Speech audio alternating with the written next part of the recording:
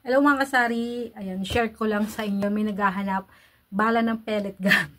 'Di ba? Kasi may tinda rin akong bala ng pellet gun, lalo na pag Pasko, kasi 'di ba yung mga regalo sa mga bata ay mga barel. So, meron din akong bala ng pellet gun kaso naubusan ako. Medyo matagal siya maubos yung sa akin, basta hindi siya uso, pero pag uso siya, pag kunyari season niya, sobrang bilis maubos, mapapabili ka ng mapapabili ng madalas. So, bago yung mga kasari ay mag-shoutout muna ako sa mga nag-comment sa nakaraang vlog ko. Ayan, mega shoutout sa konti pa lang na nag-comment dito kasi ilang oras pa lang nag-upload yung vlog ko. So, mega shoutout kay Nanay Test TV, kay Salvacion Browell, shout out idol from Lipa, taga Palawan din ako, may sari-sari store din ako. Ayan, Palawenyo din siya. Hello sa iyo kasari from Palawan na taga Lipa rin. Parehas tayong taga Batangas pero taga Palawan din. Mega shout out din kay Jeanette Digol. Ayan, ang sabi niya dito sa comment, Ma'am Lizelle, silent follower mo ako. May itatanong lang po ako tungkol sa credit ng ilista sa grocery. So, tungkol siya sa grocery, sa ilista. Sa totoo lang mga kasari, hindi ako masyadong gumagamit ng ilista ni grocery. Lalong-lalo na doon sa paninda. Kasi nasasayangan ako sa processing fee. Pero napakalaking tulong noon para sa mga kasari natin na medyo kulang yung budget nila sa puhunan. So, madalas kong ginagamit dyan yung ilista sa inegosyo. Yan yung madalas kong ginagamit lalo sa load pag wala akong pondo sa grocery. So, napakalaking tulong talaga ng grocery app sa mga kasari-sari store natin. So, mega shoutout sa inyo. Ayan, comment lang kayo dyan para ma-shoutout ko kay mga kasari.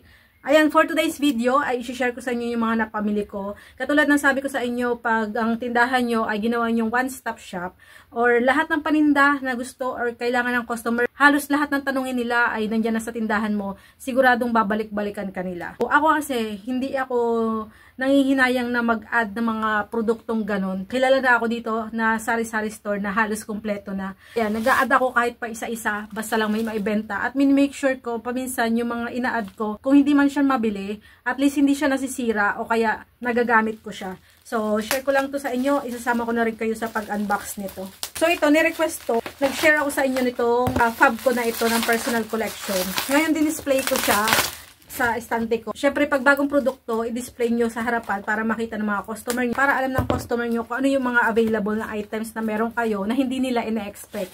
So, dahil meron akong personal collection na violet, may nakakita na gusto niya rin daw umorder, kaso ibang kulay. So, ngayon, umorder ako ng ibang kulay. Ang halaga yata nito 155, pero sa brochure price ay 285 hanggang 295. Next item tayo. Ito hindi siya paninda, pero panggamit din siya. Naalala ko to. Ito yung pinaka-usong-uso nung pandemic. Naalala nyo yung buhay sari-sari store nyo nung pandemic, na talagang pila tayo sa grocery store or may mga card pa tayo para makalabas tayo ng barangay natin. Ano?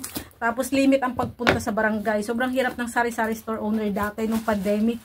Merong mga sari-sari store na nahirapan sa pagtinda, tumumal, nagsara. Pero yung time na yun kasi ako, sobrang lakas no tindahan ko ng time na yun. Kasi hindi nga makalabas yung mga tao sa barangay, hindi makapunta sa bayan. So yung stocks ko dito, sobrang bilis maubos. So ito mga kasari, itong alcohol, pang refill siya doon sa mga ginagamit nating alcohol. Mura lang siya, titignan natin. May reviews doon na parang tubig lang daw. Mura lang naman siya, wala pa siyang 200. So tatry natin kung effective ba talaga na alcohol. Kasi ang lakas namin sa alcohol, yung 500 ml namin, saglit lang. Ang bango. Ang bango. Hindi ko siya mabubuhos mga kasari. Mas sobrang dami niya, punong-puno. May amoy alcohol din naman siya. Ethyl alcohol mga kasari. Ito pa yung isa sa binabalik-balikan dito sa sari-sari store ko.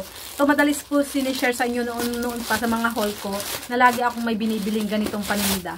Pati yung mga brand nito, sa online ko na rin binibili kasi may discount. Kumpara kung sa brochure ka mag-o-order. Mas mura kasi pag doon ka sa Shopee Live umorder ng brand nito. So ito yung tinutukoy ko mga kasari, yung Quelch ng Avon. Alam nyo ba sa grocery, meron na siyang sachet at mabibili na ng mga customer natin sa murang halaga yung Quelch. Kasi ito 120 yung benta ko mga kasari. Yun ay brochure price ha. Minsan bumababa, minsan tumataas. Pero yun na yung pinaka price ko.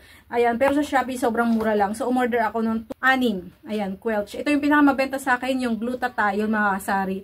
Tapos pag medyo teenager pa lang, ay tawas yung inaalo ko sa kanila. So yan yung sunod na item. Next dito tayo sa susunod nating items mga kasari. Request din ito ng mga kabataan dito na gustong matikman pero hindi nila mabili kasi kailangan lang nila pa isa-isang piraso. So, ang tindahan ang makakasagot niyan sa kanila, magbibigay ng solusyon sa mga cravings nila. Kasi yung sari-sari store, bibili sila ng maramihan, tapos makakabili ang marami, di ba? Kasi kung sila lang, isa-isa lang ang bibili, yung hindi sila makakabili ng isang pack, di ba? So, sari-sari store talaga ang makakasagot sa cravings nila. Grabe ang packaging nito. Tatanong ko sa inyo kung sinong may mga tinda dyan, buldak. Kasi, tatanong ko sa inyo kung magkano yung presyo nyo ng pagbenta ng buldak. So, first time kong magbenta nitong buldak. May nagtatanong din sa akin, di ba? Na-share ko rin na sobrang lakas ng aking seaweeds, yung namkyang na seaweeds. So, paubos na yung huli kong in-order. Na-share ko sa inyo nung nakaraan ito. 6 packs na ganito yung binili ko sa Lipa. Pero ngayon ito last na to. Kasi yung umuupa sa taas, pinapapak niya lang. Siya pa lang nakakaubos. Ayan, konti pa lang nabibili ng ibang suki ko. Siya lang ang bumili ng bumili. So, bibili ulit ako ng isang box nito mga kasari. Di ba sabi ko sa inyo, hindi ako muna mag-isang box kasi bumagal. Pero ngayon, ubus na agad siya. So, itong buldak, ayan, ilalagay ko lang sa screen kung magkano ang bili ko. Ang sabi nila, masarap daw yung carbonara. Kaso, out of stock doon sa binilihan ko. So, next tayo mga kasari. Ayan, ano ba ito? So, galing to sa Mondenisen. Ano bang basa doon?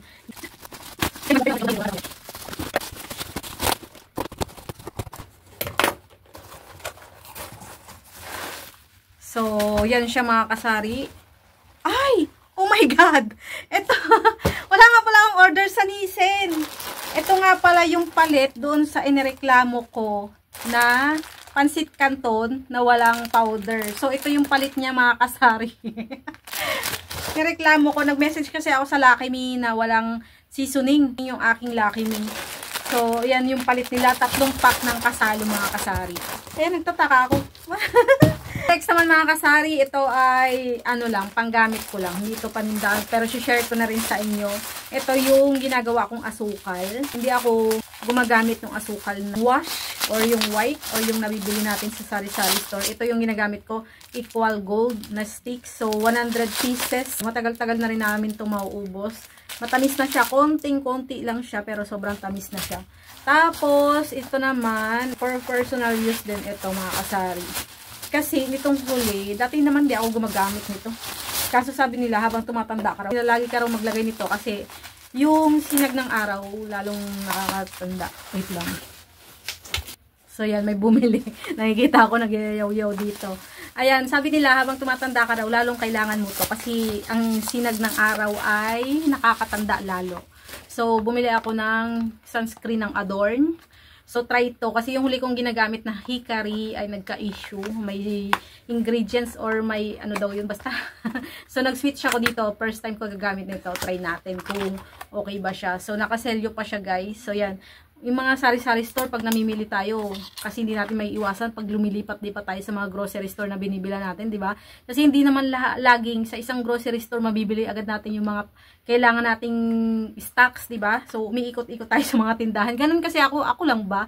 Pupunta sa palengke ng toyo, pupunta sa bilihan ng plastic, pupunta sa grocery store, bibili ng asin, iba din ang bilihan, iba din ang bilihan ng soft drinks. So, umiikot-ikot talaga at hindi maiwasan na mainitan. Madalas nga ako namimili sa gabi or sa pahapon na.